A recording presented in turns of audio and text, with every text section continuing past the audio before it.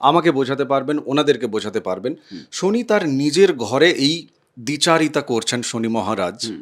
আসলে এটা দ্বিচারিতা নাকি তিনি কঠিন তপ্ত ভাবে তিনি শিক্ষায় শিক্ষিত করছেন মকর রাশি বা মকর লগ্নের জাতক জাতিকাকে, তিনি তৈরি করছেন কুম্ভের জন্য, তিনি তৈরি করছেন মিনের জন্য, নাকি তিনি মোক্ষ দিয়ে দেবেন এখান থেকে?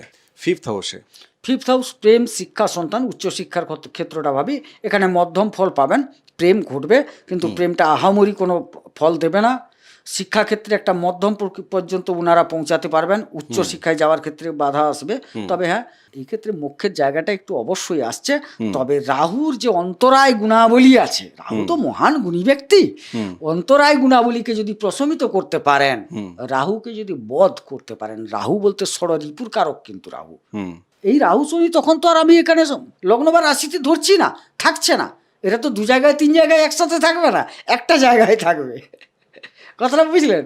নবম ভাগ্যের জায়গায়, ভাগ্যের জায়গায় খুব মধ্যম খারাপ। ফল। আজকের এপিসোডের শুরুতে একটা অনুরোধ আপনার কাছে আমি রাখবো। স্ক্রিনে দেখবেন একটা লেখা যাচ্ছে, মা নর্মদার যে মাহাত্ম্য কথার পিডিএফ বই বিনামূল্যে আপনারা পাবেন।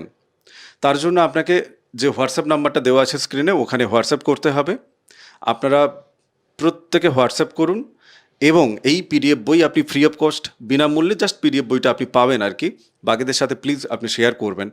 মায়ের কর্মী হিসাবে, মায়ের সন্তান হিসাবে আমরা সবাই একটু করি। আজকের এপিসোডে আপনাদের কাছে আমার এটা বিশেষভাবে অনুরোধ থাকছে। আসুন আজকের মূল এপিসোড শুরু করা যাক। সবিন্দু সিন্ধু শুষ্কল তরঙ্গ ভঙ্গ রঞ্জিতম দিশস্সু পাপ জাত জাতকারি বারি সংযুতম কৃতান্ত দূত কালভূত ভীতিহারি বর্মদে ত্বদীয় পাদ পঙ্কজম নমামি দেবী নর্মদে। নর্মদেহার মা নর্মদার নর্মদাষ্টকম, তার প্রথম পংক্তি আপনাদেরকে আমি আজকের এই এপিসোডে শোনালাম। শ্রাপিত যোগ নিয়ে কথা বলবো। মকর রাশি মকর লগ্নের যারা জাতক জাতিকা, আজকের এই যে এপিসোড, এই এপিসোড সাম্প্রতিক সময় এবং দূরবর্তী সময়, আগামী ভবিষ্যৎ, আজকের এই এপিসোড আপনার জীবনে, সারা জীবনের জন্য আজকের এই এপিসোড আপনার কাছে প্রাসঙ্গিক। ধরুন আপনার রাশি অন্য হতে পারে বা লগ্ন অন্য হতে পারে, কিন্তু মকরের সাথে যোগ আছে। মানে ধরুন মকর লগ্ন, অন্য কোনো একটি রাশি। গোবিন্দদার আলাদা এপিসোড আছে শ্রাপিত যোগের ওপরে, আপনি সেটাও দেখবেন। আপনাদের জীবনের যে প্রণালী, আপনাদের জীবনের যে দুঃখ কষ্টগুলো, যন্ত্রণার সময় আপনি কাকে পাশে পান? একমাত্র ঈশ্বরকেই পান, বাকি আর কাউকে পান না। কেন? খুলবো, আজ পাতা খুলবো। মা নর্মদার পিডিএফ বই আপনারা সংগ্রহ করছেন, বাকিদেরকে হোয়াটসঅ্যাপে, আপনাদের হোয়াটসঅ্যাপে যাদের নাম্বার আছে তাদেরকে আপনারা শেয়ার করছেন। রোজ 5 জনকে করবেন, ব্লক করে দেবেন। ওইলে নিয়ম সব জায়গায় লাগু। শ্রাপিত যোগের নিয়মটাও আমরা খুঁজব। এই যে শ্রাপিত যোগ, শনি এবং রাহু, মকর লগ্ন মকর রাশি, তার যে অধিপতি এখানে শনি, তো শনি তার নিজের ঘরে আছে, রাহু এখানে এসেছে ওনার লগ্ন চাটে, ওনার জন্মকালীন ছকে এক জায়গায় বসে আছে, লগ্নে বা রাশিতে রাহু বসে আছে। এখানে কি আমি শ্রাপিত বলবো, নাকি নাগমণি বলবো, নাকি পিশাচ বলবো? না, এখানেই শ্রাপিত। কেন শ্রাপিত? এখানে নাগমণি হবে না, কারণ শনি নিজস্ব ঘর হলেও এটা তার প্রিয় ঘর কোনো মতে নয়। আর মকর রাশির ক্ষেত্রে শনি তার নিজের ঘরের নিজেই মারক। কেন? এটা মকর রাশির ক্ষেত্রে আমি জ্যোতিষীয় ব্যাখ্যার বাইরে বা জ্যোতিষীয় ব্যাখ্যার মধ্যে থেকে, আপনি যেখানে থেকে আমাকে সহজভাবে, সহজ শব্দে আমাকে বোঝাতে পারবেন, ওনাদেরকে বোঝাতে পারবেন। শনি তার নিজের ঘরে এই দ্বিচারিতা করছেন শনি মহারাজ। আসলে এটা দ্বিচারিতা নাকি তিনি কঠিন তপ্ত ভাবে তিনি শিক্ষায় শিক্ষিত করছেন মকর রাশি বা মকর লগ্নের জাতক জাতিকাকে, তিনি তৈরি করছেন কুম্ভের জন্য, তিনি তৈরি করছেন মিনের জন্য, নাকি তিনি মোক্ষ দিয়ে দেবেন এখান থেকে? না, ঘটনাটা হচ্ছে আপনার গত জন্মে কিছু কর্ম আপনি বাকি রেখে এসেছেন। কথাগুলো বুঝবেন। সেই বাকি কাজটাকে আপনাকে করে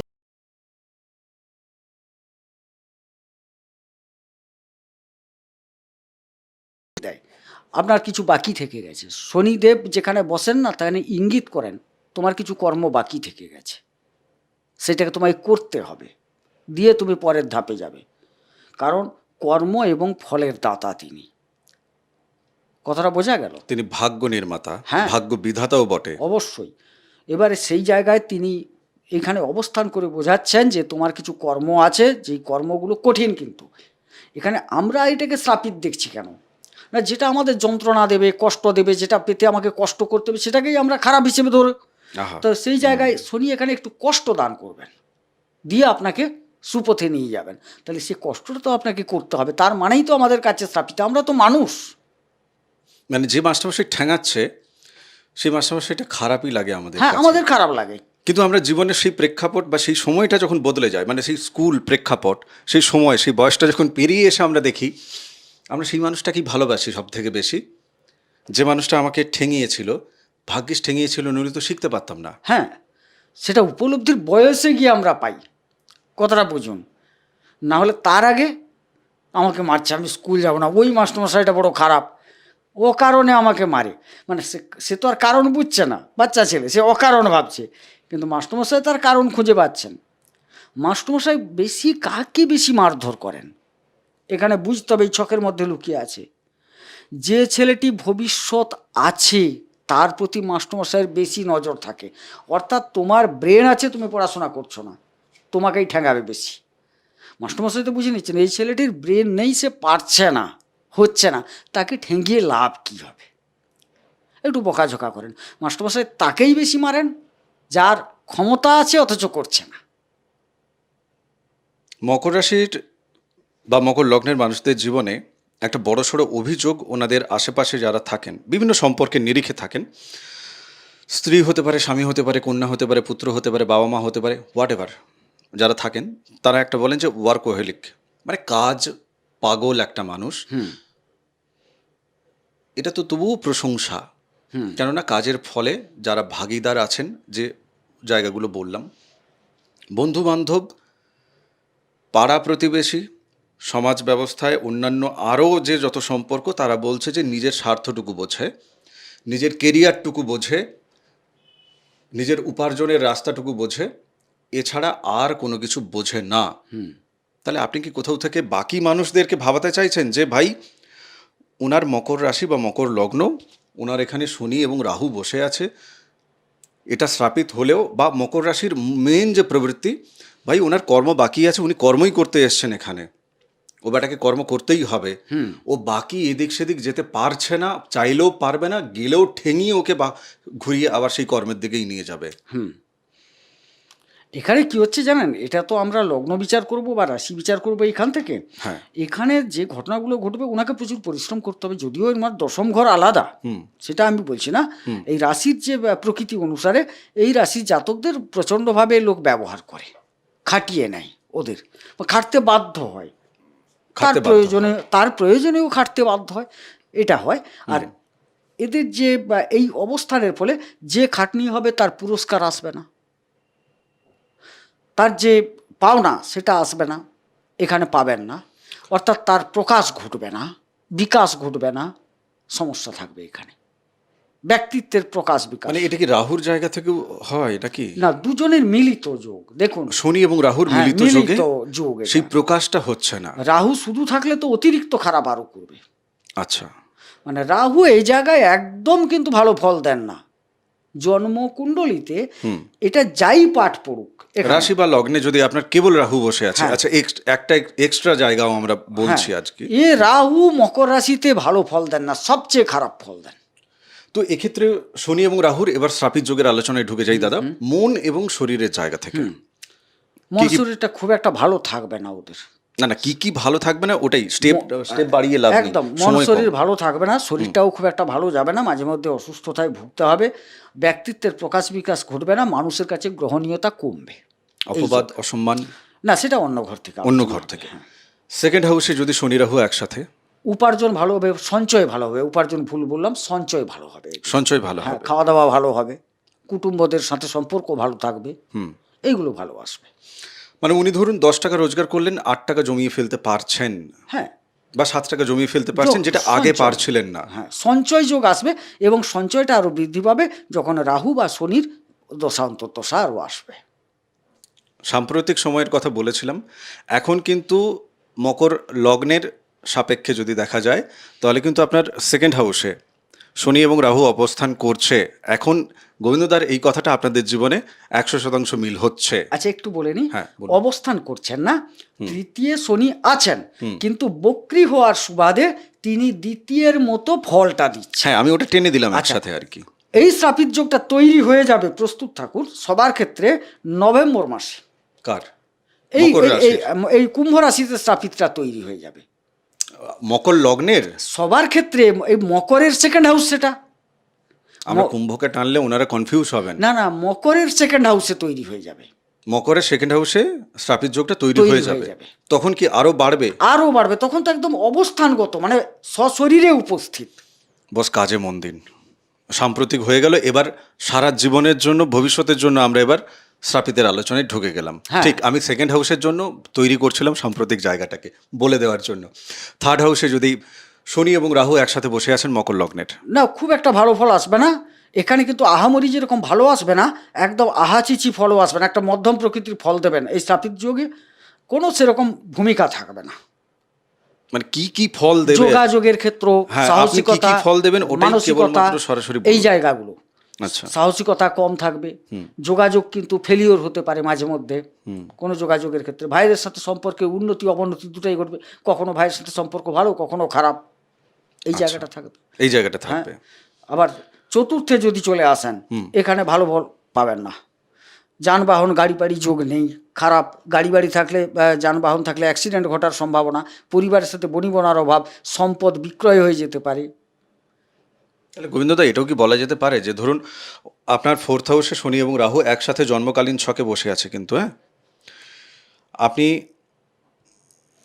কখনো হয়তো গাড়ি কিনে ফেলেছেন, বহু পরিশ্রম করে কষ্ট করে কেউ আপনাকে সহযোগিতা করেছে, কিন্তু দশা অন্তর্দশার গোচরকালীন যে ফল, মাসিক রাশিফলের যে ফলাফল যখন আমরা বলি, সেই সময় যখন যদি আপনার ফোর্থ হাউসের সাথে শনি এবং রাহুর অবস্থান মিলে যাচ্ছে, তখন আপনাকে কিন্তু ওই গাড়ি থেকে দূরে থাকতে হবে, নইলে ঠ্যাংখোড়া হয়ে যেতে পারে, একদম অ্যাক্সিডেন্ট হয়ে যেতে পারে, মায়ের শরীর একদম বাজে যাবে, বাজে যাবে না বিশেষ করে এই দশা অন্তর্দশার কালে, সেই সময়টায়। সেই সময়টাতে। আচ্ছা, আমরা তো সমস্যা নিয়ে কথা বলছি, ভালো দিকগুলো এর মধ্যে কি বেরোচ্ছে? যেখানে যেখানে প্রতিকার প্রয়োজন আছে আপনারা যোগাযোগ করবেন। আপনাদের জন্ম ছক দেখানোর জন্য কেবলমাত্র ফোনে ফোনে সার্ভিস, কোনো চেম্বার নেই, ফোনেই চেম্বার। হোয়াটসঅ্যাপ করবেন, জ্যোতিষ বিচার করতে চাই, লিখিত প্রেডিকশন সব কিছুই পাবেন। ফিফথ হাউসে ফিফথ হাউস প্রেম, শিক্ষা, সন্তান, উচ্চশিক্ষার ক্ষেত্রটা ভাবি, এখানে মধ্যম ফল পাবেন, প্রেম ঘটবে, কিন্তু প্রেমটা আহামরি কোনো ফল দেবে না। শিক্ষাক্ষেত্রে একটা মধ্যম পর্যন্ত ওনারা পৌঁছাতে পারবেন, উচ্চশিক্ষায় যাওয়ার ক্ষেত্রে বাধা আসবে, তবে হ্যাঁ অতিরিক্ত চেষ্টা করলে পারবেন, কারণ শুক্রের ঘর, বন্ধু ঘর, নিশ্চিত পারবেন, কিন্তু যে সহজভাবে কোনো সহজলভ্য বিষয়টা এখানে আসবে না, প্রেম বলুন, শিক্ষা বলুন। বেশ। আচ্ছা, ষষ্ঠ জায়গা? ষষ্ঠ জায়গাটা এদের খুব সুন্দর ফল দেবে, আইনি জটিলতা কাটিয়ে উঠতে পারবেন, আইনে জয়ের সম্ভাবনা, রোগ প্রতিরোধ ক্ষমতা এদের বেশি থাকবে, ব্যাটা বুঝলেন? আপনি আইন কাটিয়ে উঠতে পারবেন বলছেন, তার মানে আইনে পড়ে যাওয়ারও তো সম্ভাবনা আছে। হ্যাঁ, আইনে শুনুন, মানে কাটিয়ে উঠতে পারবে মানে কিছু কিছু ক্ষেত্রে না, হ্যাঁ আইনে অন্য কারণে পড়তেই পারেন, এখানে পড়লেও যে অনেক সময় আইনে নিজে জানতো, আপনি নিজে জান না আইনে, হ্যাঁ, মানে ধরুন আপনার বিরুদ্ধে কেউ অন্যায় রকমভাবে কিছু করছে, আপনি তখন আইনের দ্বারস্থ হলেন, আপনি সেখানে জয়ী হবেন, এই হচ্ছে কথা, তাই তো? হ্যাঁ আপনি আইনে জয়ী হবেন, আপনি হয়তো আইনে যেতেও পারেন নিজে থেকে, নিজের থেকে, বা অন্য কেউ টেনে নিতেও পারে আপনাকে, টেনে নিতেও পারে। বাট আপনি জয়ী হচ্ছেন। আপনি জয়ী হচ্ছেন, আপনার প্রপার্টি অন্যজন নিয়ে নিয়েছে, আপনি আইনে যাবেন না, ঠিক তখন তো আপনি সেটাই জয় লাভ করবেন, ঠিক। এটাই বলতে চাইছি। আমরা সপ্তম হাউসের জায়গা থেকেও দেখতে পারি যে বিবাহিত জীবনে আপনার স্ত্রী বা আপনার স্বামী, তিনি আপনার প্রতি অন্যায় অবিচার করছেন, তিনি বাইরে মগজমারি করছেন, আপনাকেই বলছে আপনি খারাপ মানুষ, তিনিই আপনার বিরুদ্ধে আইনের জায়গায় চলে গেলেন, কি আপনাকে যেতে হলো নিজেকে বাঁচানোর জন্য। হ্যাঁ, সপ্তম হাউসের জায়গায় শনি এবং রাহু থাকছে, তাহলে সেক্ষেত্রে উনি কি কোনো প্রফিট পাবেন? সেক্ষেত্রে না, ভালো ফল ওখানে পাবেন? দেখবেন স্বামী স্ত্রীর সম্পর্কের অবনতি ঘটবে, ব্যবসায় অসফল হবেন। ব্যবসায়ী অসফল হচ্ছেন উনি। আচ্ছা, বেশ। অষ্টম অষ্টমেও জায়গা? না, অষ্টমেও ভালো খুব একটা আসবে না, মারক ধ্বংস, ক্ষয়ক্ষতি, অপযশ, অপবাদ, এই ঘটনাগুলো ঘটতে থাকবে। আচ্ছা, এখানে নবমের মানে জায়গা? এটাকে আমি পিশাচ বলে দিচ্ছি, এই জায়গাটায় পিশাচ যোগ একদম প্রকাশ পাবে। মানে আরো কি কি হতে পারে মানে ওই জায়গা থেকে? এটা তিন ভাবে আমরা বলি, একই যোগ 3 ভাবে বলি। আমি আমার ভাষায় বলি, যখন খুব ভালো পাচ্ছেন সেটাকে আমি নাগমণি বলছি। আচ্ছা, আবার মধ্যম ফল যেটা ঘটছে সেটা শ্রাপিত, আর অতিরিক্ত যেখানে খারাপ সেটাকে আমি সেই শ্রাপিত যোগটাকে আমি বলছি এটা একদম পিশাচ প্রকৃতির। কারণ মারক স্থল, কাউকে মেরে দিতে পারে এই জায়গা থেকে। ধ্বংস, ক্ষয়ক্ষতি, অপযশ, অপবাদ, অপমান এইগুলো ঘটতে পারে। তাহলে এর চেয়ে মানুষের জীবনে আর কি খারাপ হতে পারে? এটা একটা ভয়ঙ্কর জায়গা। ধরুন গোবিন্দদা, যার অষ্টম স্থানে শনি এবং রাহু আছে, তার মানে তার দ্বিতীয় স্থানে কেতু আছে।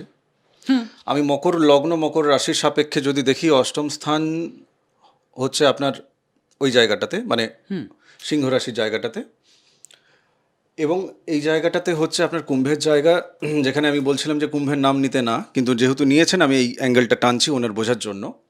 এখানে তো খুব ভালো ফল দিচ্ছে আপনি বললেন, তো এর কোনো দৃষ্টি বিনিময় জায়গা থেকে রক্ষা পাওয়ার কোনো জায়গা নেই? আপনি নিজে গুলিয়ে ফেলছেন।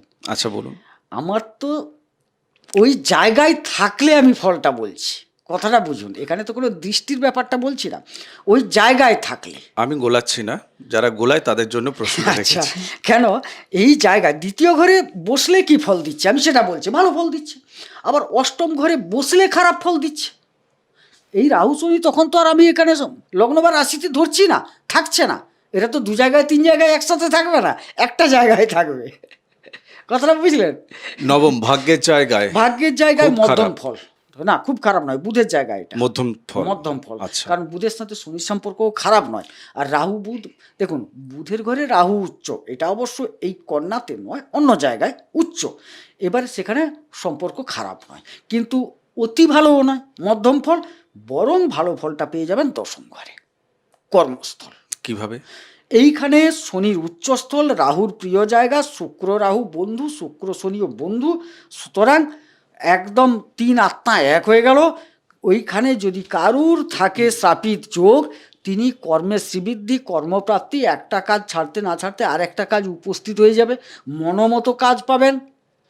কাজের বেতন পছন্দ হচ্ছে না বলে বলে বাড়িয়ে নেবেন তার এমন কর্মদক্ষতা যে আপনি যদি এই বেতন দেবেন থাকবো, না হলে আমি অন্য জায়গায় চলে যাবো। আছে কিনা বলুন? এরকম আছে, আছে, আছে। অনেকে আছে, ডিমান্ড করে এই বেতন দেবেন তো থাকবো, না হলে আমি থাকবো না, আমি অন্য জায়গায় চলে যাব।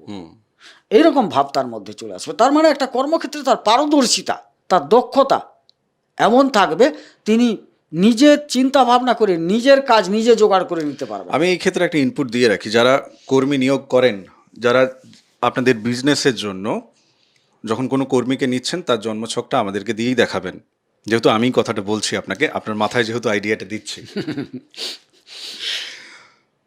আপনার যাকে স্টাফ হিসেবে নিচ্ছেন, তার যদি 10th হাউসে শনি এবং রাহু এক জায়গায় থাকে, 10th হাউসে শনি এবং রাহু যদি এক জায়গায় থাকে, আচ্ছা, এক্ষেত্রে শুধু মকর রাশি মকর লগ্নের ক্ষেত্রে কিন্তু নয়, যে কোনো রাশির যে কোনো লগ্নের মানুষ তিনি হতে পারেন।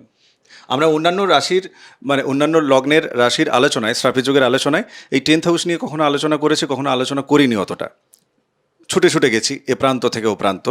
তাই আজকের এই মকর রাশি মকর লগ্নের জায়গা থেকে বলে দিচ্ছি আপনাকে, 10th হাউসে শনি এবং রাহু যদি থাকে আপনার কোনো স্টাফের, তাহলে তাকে কিন্তু নেবেন, কেননা সে কাজটা পারবে এবং সে কিন্তু পরিশ্রম দেবে, তাকে ফলটাও আপনাকে দিতে হবে, তবেই সে থাকবে। ব্যাপারটা হচ্ছে এইরকম। হ্যাঁ, একাদশ জায়গা, একাদশে যদি এই শ্রাপিত যোগ তৈরি হয়ে যায়, উপার্জন আসবে না। সর্বনাশ করেছে, তো জীবন চলবে কি করে ওনার? মানে কর্ম অনুযায়ী উপার্জন আসবে না। যে যে কাজটা করছেন, যত পরিমাণ করছেন, সেই জায়গা থেকে উপার্জন আসবে না। আসবে না? না, ততটা আসবে না। ততটা মানে আমি বলবো যে অতি নগণ্য আসবে।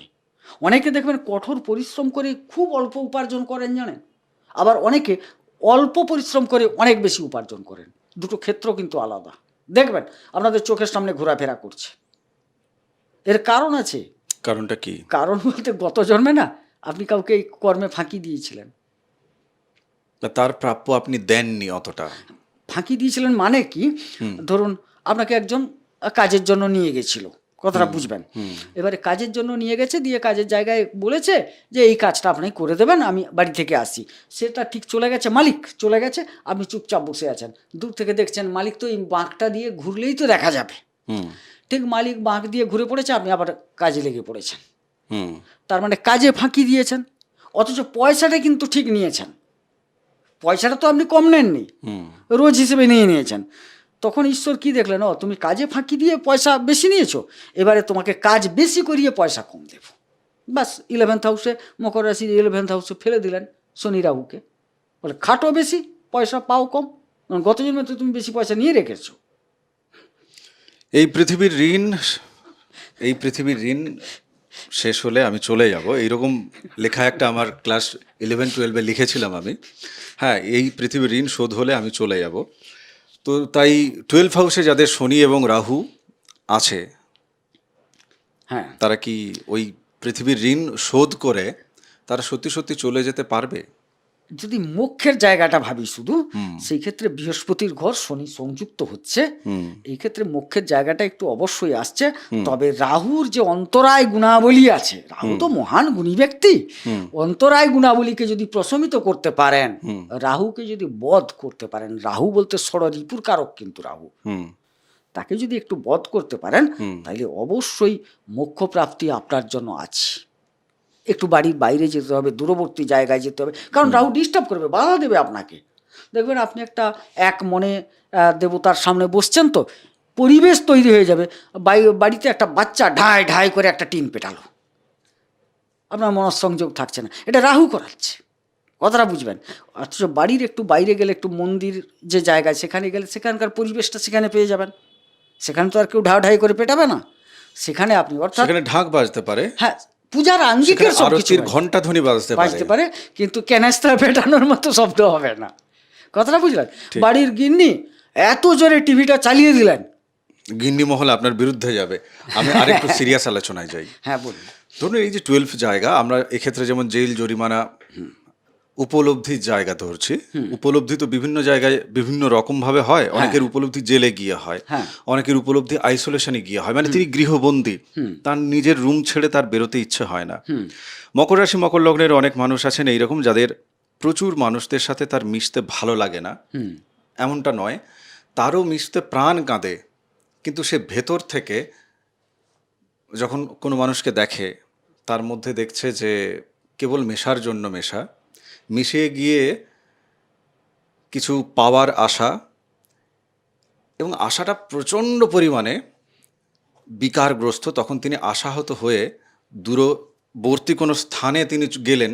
আসলে তিনি পাশাপাশি বসে থেকেও মনটাকে কোথাও দূরে নিয়ে চলে গেলেন, মনটা কাছাকাছি আর হলো না, মনটা কাছাকাছি হলো না। তো এমনও সিচুয়েশন দেখা যায়, মানে জেল যাত্রা থেকে শুরু করে সব দিক ঘুরিয়ে দিলাম কথার মধ্যে। কি ফল দেবে ওই ক্ষেত্রে? দেখুন, এখানে মকর রাশির প্রবৃত্তিটা কি জানেন, অহেতুক তারা কোনো কিচ্ছু করতে নারাজ, অহেতুক কিছু কাজ করতে নারাজ তারা। এ তো শনি মহারাজই তাকে বলছে রে ভাই, হ্যাঁ, মানে তাকে তো বলছে শনি মহারাজ যে ভাই তুই অহেতুক কিছু করিস না, কেননা তুই অহেতুক যদি কিছু করিস, আমি কিন্তু ওটা অহেতুকের ঘরে রাখবো না। ওই কর্ম তুমি করেছো, তার ফল আমি তোমাকে দেব, এবং সেক্ষেত্রে তোমার ভাগ্য ঊর্ধ্বমুখী নাকি অধোমুখী সেটাও কিন্তু তুমি পাবে। প্রত্যেকটা অ্যাকশান তোমাকে আমি লক্ষ্য করছি। আমি এটা কখনোই বলবো না যে আচ্ছা ঠিক আছে ওটা করে ফেলেছে, কোনো চলো ওটা খাতায় তোলার দরকার নেই। এখানে খাতায় উঠছে সব কিছু, সব খাতায় উঠছে। অতএব মোক্ষ পেতে গেলে আপনাকে এটা করতে হবে। আর জেল জরিমানা খুব একটা আমি কিন্তু এখানে দেখতে পাচ্ছি না। বৃহস্পতির ঘর শনির সাথে সম্পর্ক খুব একটা অবনতিমূলক নয়, যদিও রাহুর সাথে আছে। এখানে যদি রাগটাকে কন্ট্রোল করতে পারেন, এখানে রাগ থেকে অনেক কিছু করতে পারেন। রাগটা মূলত কেন রেগে যায়? এদের একটা স্বভাব আছে, রাহু তো তার নেচার এটা না। না, রাহুকে দোষ দিয়ে পালিয়ে গেলে হবে না দাদা। আমি একটু ভেতরে ঢোকার চেষ্টা করছি যে মানে উনি রাগছেন কেন? রাহু রাগাচ্ছে, রাহু পেছন থেকে চিমটি কাটছে, তো কাটুক, উনি কেন রাখবেন? মানে এটাই তো খেলা, এটাই তো খেলা না, নিজেকে অতিক্রম করার খেলা, হ্যাঁ, গ্রহগত প্রভাব থেকে নিজেকে মুক্ত রাখার খেলা। শুনুন, তারা তো প্রভাব বিস্তার করবে, কিন্তু আপনাকে তো তার অতিক্রম করার যে ক্ষমতা, দক্ষতা অর্জন করতে হবে। এই কারণেই তো প্রায়শ্চিত্ত, প্রতিকার নিয়ে, এই কারণেই কিন্তু প্রতিকার নিয়ে প্রায়শ্চিত্ত করা।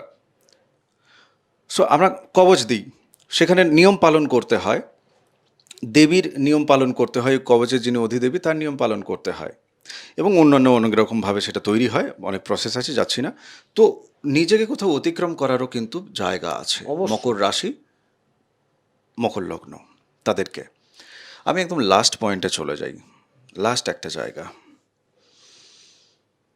মানুষ হিসেবে একজন মকর রাশি মকর লগ্নের মানুষ যার শনি এবং রাহু এই 12 হাউসে আছে,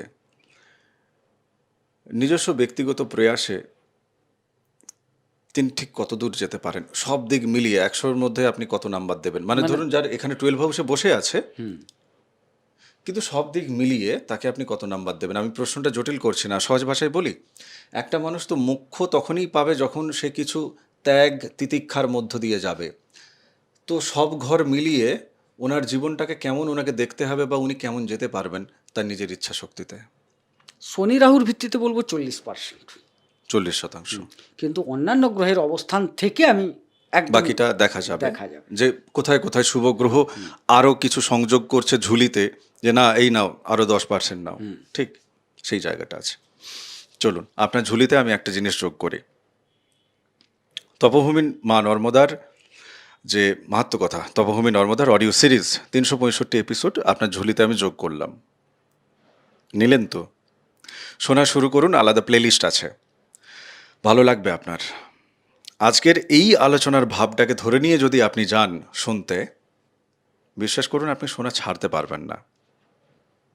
চাই মোক্ষ পান কি না পান, আনন্দ তো পাবেন। আমি নিজে রেকর্ড করেছি বলে বলছি না, আমার জীবন বদলে দিয়েছে তপভূমি নর্মদার ওই রেকর্ড সেশনটা, আমার নিজের জীবন বদলে দিয়েছে। আমি যখন রেকর্ড করছিলাম তখন এসি মুখ তুমুখ এসব কিছু ছিল না, এখন আছে। আপনি শুনুন, ভক্তির পথে থাকুন, মা নর্মদার সাথে থাকুন, আপনার যে দেবদেবীকে পছন্দ, যাকে ভালো লাগে, আপনি অন্তর থেকে চান তার নাম জপ করুন। আর নর্মদাষ্টকম যেটা শুরুতে আমি শুনিয়েছি, এর পিডিএফ কপি আপনি পেয়ে যাবেন। দেখুন ওই মা নর্মদার মাহাত্ম্যকথা ফ্রিতে আমি বলছি যে পিডিএফটা আপনি পেয়ে যাবেন, নাম এবং ঠিকানা লিখে দেবেন, হ্যাঁ, কালেক্ট করুন। আগামী এপিসোডে দেখা হচ্ছে। ভালো থাকুন, সুস্থ থাকুন, ভক্তির পথে থাকুন, আর প্লিজ চ্যানেল সাবস্ক্রাইব করে নিন। নমস্কার, নর্মদে হার। নর্মদে হার।